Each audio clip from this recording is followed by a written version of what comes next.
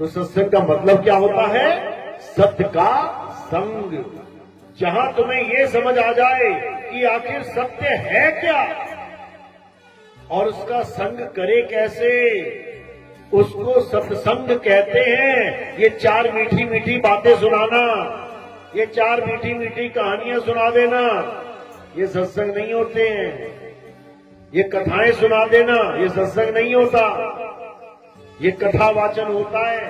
सत्संग का मतलब होता है जो एक सत्य सारे जहान का है, उसको जान के उससे जुड़ना कैसे है, इसको सत्य संग कहते हैं।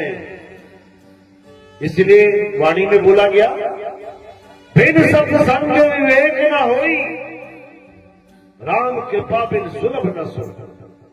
यानी जब तक तुम्हें कोई सत्य बताने वाला नहीं मिल गया, तब तक तुम्हारा विवेक जागेगा ही नहीं।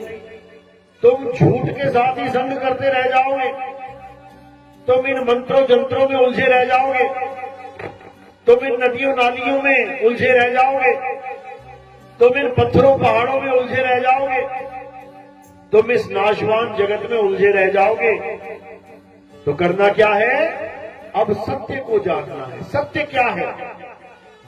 और इस पूरे ब्रह्मांड का एक ही सत्य है।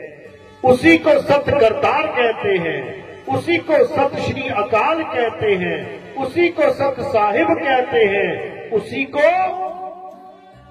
सत्य नाम कहते हैं। वो सबका एक ही है, अलग अलग नहीं है। लेकिन उस सतनाम को कोई जान नहीं पा रहा है, क्योंकि कोई बताने वाला नहीं मिल रहा है। जपवाने वाले हजारों मिल रहे हैं। सतनाम सतनाम सतनाम जपवाने वाले गली गली में बैठे हैं, कहीं भी नाम ले लो।